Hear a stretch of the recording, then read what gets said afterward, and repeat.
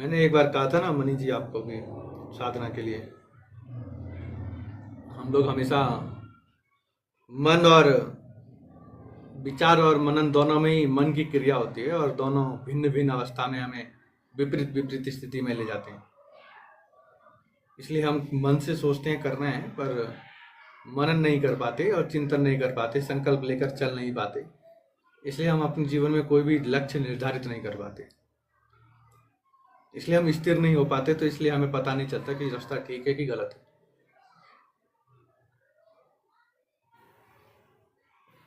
इसलिए हम अपने जीवन में केवल विचारों से तैरने का प्रयास करते हैं, विचारों से अपने जीवन में सोचते हैं। इसलिए हम अपने जीवन में वहां नहीं पहुंचते जिस जगह हमें पहुंचना है।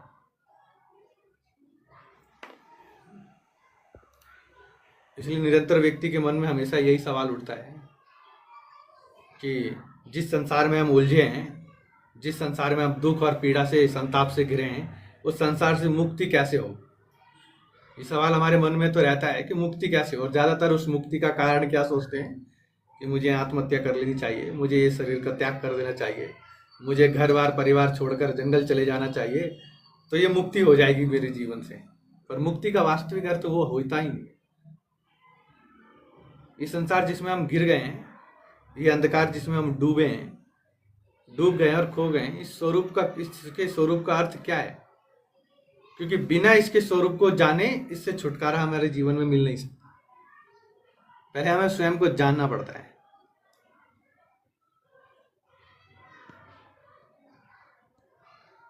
और उसे जानने के लिए ही हमें साधना करनी पड़ती है, ध्यान करना। मैंने कल कहा था ना, कल मैंने कैप्शन में लिखा भी था, भक्त बनने में और भक्ति करने में बड़ा फर्क है।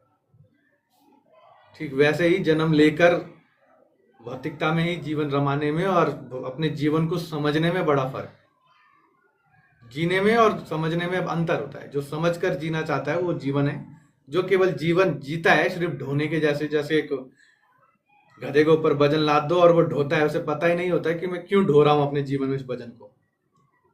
मेरे जीवन का लक्ष्य केवल वजन ढोना ही है, उसके जीवन में ये भाव रहता है। तो वैसा वो जीवन भी मनुष्य का, वो जीवन का कोई अर्थ नहीं होता, वो जीवन सार्थक नहीं होता जिस जीवन में हमें अपने जीवन का अर्थ ही ना पता हो, जिसमें हम अपने जीवन को समझ ही ना पाए।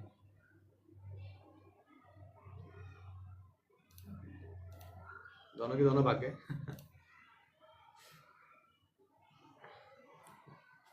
इसलिए जीवन को जो हम समझते हुए करते हैं, सोचते हुए करते हैं, जब हमारा विचार और हमारा मनन और चिंतन एक हो जाता है, तब जीवन का उद्देश्य और लक्ष्य हमें पता चलता है।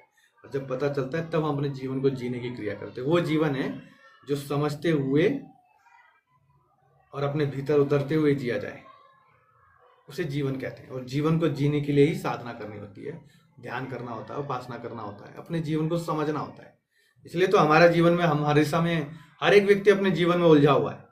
उसके मन में ये सवाल उठता है कि मैं संसार में आ तो गया हूँ, फंस गया हूँ, दुख में उलझा हुआ हूँ, पीड़ा में हूँ, पर मैं इससे मुक्त कैसे हूँ, किस प्रकार से मुक्ति हो, इस संसार से किस प्रकार से मैं इस अंधकार से बाहर निकलूं।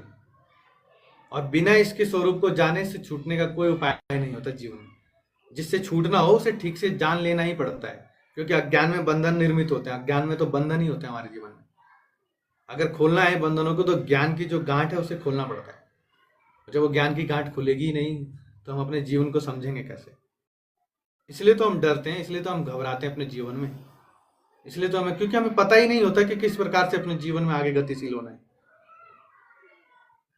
इसलिए हम हर क्षण अपने जीवन में डर डर के जीवन जीते। कल क्या होगा, थोड़ी देर बाद क्या होगा, परसों क्या होगा, मैं ये खा लूंगा तो क्या होगा, ये खाऊंगा नहीं खाऊंगा तो क्या होगा। इस प्रकार से हम जीवन जीते, इसलिए हमारा जीवन श्रेष्ठ नहीं होता, इसलिए हम जीवन में आगे नहीं बढ़ पाते। तो जीवन को श्रेष्ठ बनाने के लिए ही हमें अपने जीवन को समझना पड़ता है।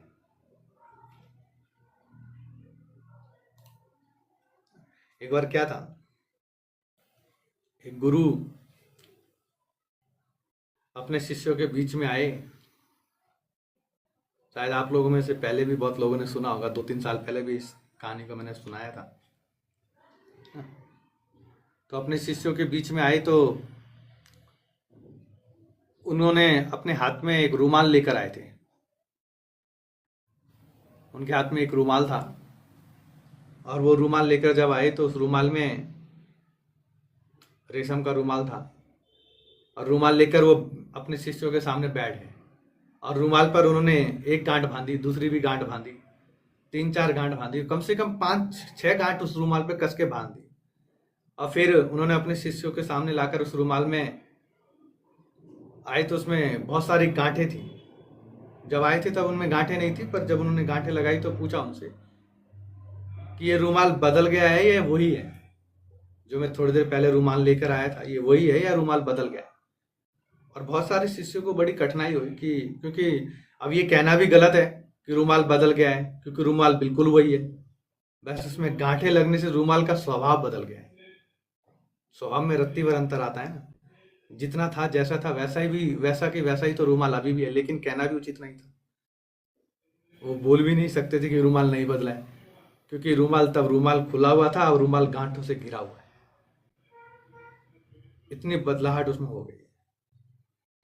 ठीक वैसे ही हमारे जीवन में भी हम जैसे थे वैसे ही होते हैं, पर हमारे मन में इतनी सारी गांठें लग जाती हैं सवाल जवाब की, उलझनों की, बाधाओं की, कि हम अज्ञानता की, कि हम अपने जीवन को सुलझा ही नहीं पाते, और फिर हम अपने जीवन को दोष देने लगते हैं कि मेरा जीवन तो बड़ा दुखमय है, मेरा जीवन ऐसा है, मेरा जीवन, परमात्मा मुझे दुख दे रहे हैं।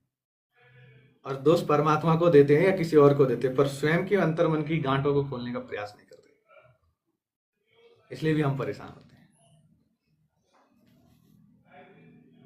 और जब उन गुरु ने अपने शिष्यों से पूछा कि रूमाल पहले जैसा है या बदल गया है, तो एक शिष्य ने उठकर खड़ा कहा कि गुरुदेव, सवाल तो बड़ा कठिन है, रूमाल लगभग बदल गया है, और बदला भी नहीं है, और बदल भी गया है। बदला नहीं है, अगर हम इसके रूप को देखें, इसके स्वरूप को देखें तो बदल गया है, अगर हम इसके शरीर को देखें तो नहीं बदला है, क्योंकि रूमाल वही कपड़ा है जो कपड़ा रेशम का था, सिर्फ उसका रूप बदल गया है, स्वरूप नहीं बदला है। ठीक उसी प्रकार से हम अगर अपनी आत्मा को समझें, अपनी इस देह को हम देखें, तो शरीर नहीं बदला है, भीतर से भी नहीं, लेकिन बाहर से हमारे ऊपर इतनी सारी गांठें लग गई हैं जिन गांठों को हम खोल नहीं पाते। वो गांठों की बदलाहट हमारे जीवन में हो गई है, इसलिए हमारा आकार बदल गया है, आकृति बदल गई है हमारे मन की, और नहीं बदला है तो हमारे भीतर का जो परम स्वभाव है वो नहीं बदला। जिस दिन हम अपने भीतर के परम स्वभाव को समझ लेते हैं, उस दिन हमारे जीवन की सारी गांठें खुल जाती हैं, जो बंधन के रूप में हमें जकड़े हुए हैं, पकड़े हुए हैं, आलस्य के रूप में, मोह के रूप में, वो सब गांठें खुल जाती हैं।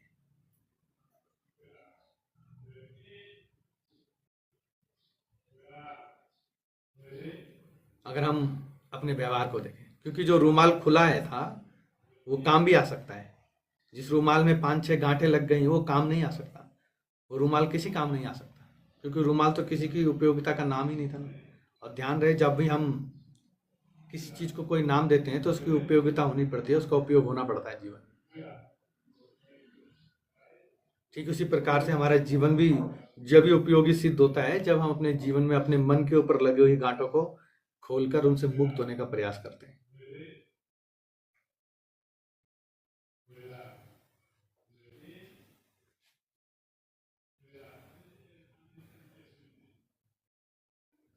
हमारी चेतना के ऊपर निर्भर करता है, हमारी चेतना में कितनी गांठें लगी हैं। और जिस दिन हमारी चेतना की गांठें खुल जाती हैं गुरु के ज्ञान से, साधना से, भक्ति के माध्यम से,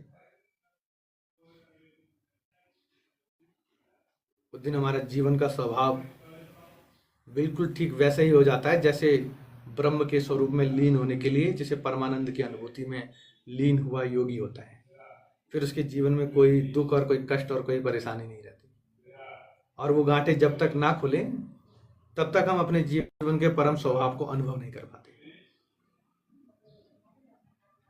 तब तक हम अपने जीवन में उस ब्रह्म की अनुभूति नहीं कर पाते, अपने जीवन में सब कुछ होते हुए भी उसका आनंद नहीं ले पाते जो हमारे जीवन की निधि होती है। क्योंकि हमने अपने मन पर गांठें बना रखी हैं कि मैं बहुत पैसे वाला हूँ, मैं बहुत सुंदर हूँ, मैं बहुत पढ़ा लिखा हूँ, मैं बहुत ज्ञानी हूँ। इस प्रकार की जो गांठें हैं हमारे मन पर हमने जो बांध रखी है, उसकी वजह से हमारी चेतना जागृत नहीं होती, चेतना का विस्तार नहीं होता, इसलिए हम दुखी और परेशान और चिंतित रहते हैं हर क्षण। इसलिए हम अपने जीवन को समझ नहीं पाते।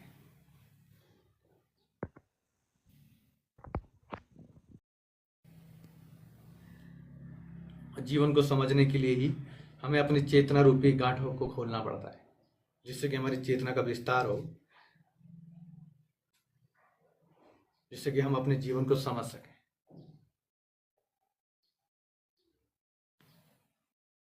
और हम अपनी आत्मा के उस स्वभाव से युक्त हो सकें। इसलिए आत्मा में वही चीज प्रवेश करती है जो स्वतंत्र होती है, और मन में तो हमारे सभी चीजें प्रवेश कर लेती हैं। आत्मा में सिर्फ केवल और केवल हमारा वही भाव पर अंदर घुस सकता है जो केवल अपने स्वयं के हित के लिए होता है, जो स्वयं अपने अंतर्मन की चेतना के लिए होता है। बाकी मन में तो हमारे बहुत सारे सवाल घुस जाते हैं, न जाने कितनी सारी चीजें मन में हमारे गांठों के रूप में घुस जाती है। और जब तक हम मन को हटाने की कला नहीं सीख लेते, उन विचारों से मुक्त होने की कला नहीं सीखते, तब तक हमारे जीवन में हमारे आत्मा से हमारा आमना सामना नहीं होता, क्योंकि बीच में हमारे मन की जो दीवार है वो खड़ी रहती है किसी ना किसी रूप में। इसलिए हम परमात्मा तक नहीं पहुंचते। इसलिए हम भक्ति भी करते हैं तो भक्ति केवल ऊपर ऊपर से ही होती है, आंतरिक तरीके से कर ही नहीं पाते। एक क्षण के लिए तो हम बड़े रोते हैं परमात्मा के आगे, बड़े दुखी होते हैं। वो एक क्षण के लिए हमारी भक्ति ऐसी होती है कि मानो अभी सब कुछ हम संसार में अपने जीवन में परिवर्तन कर देंगे, पर एक क्षण के लिए होती है। वो भक्ति भी हमारी परमानेंट स्थिर नहीं होती, और वो क्षणिक भक्ति हमारे जीवन में केवल हमें कुछ क्षणों का आनंद देती है, फिर दोबारा हम वैसे की वैसे हो जाते जैसे थे, क्योंकि हमारे मन पे इतनी सारी गांठें हैं। बीच में मन अपने जगत को ले आता है, क्योंकि मन का विस्तार हमेशा हमें उलझाए रखता है जीवन में। ना हम ब्रह्म तक पहुंच पाते हैं, ना अपनी उस चेतना को अपने शरीर में ही धारण कर पाते, क्योंकि मन के अंदर भी एक चित्र बना हुआ है ना, जो केवल कल्पनाओं में हमें उलझा के रखता है, और उन कल्पनाओं से हम कभी मुक्त नहीं होते। इसलिए हम बड़े सरल शब्दों में कह देते हैं अहम ब्रह्मास्मि, मैं बड़े आनंद में हूं, सिर्फ क्योंकि हम मुंह से बोलते हैं, पर आंतरिक रूप से हमारे जीवन में कुछ नहीं होता। क्योंकि जिसे ब्रह्म की अनुभूति होती है वो बोल ही नहीं पाता, क्योंकि वो बोलने की क्रिया ही नहीं होती। और वही जो मन है हमारा, वही हमारे जीवन में बाधा के रूप में खड़ा है। इसलिए हम अपनी चेतना को विस्तार नहीं कर पा रहे, और जिस दिन हम अपनी चेतना का विस्तार करते हैं उस दिन हम संकल्प और विकल्प से ऊपर उठ जाते हैं।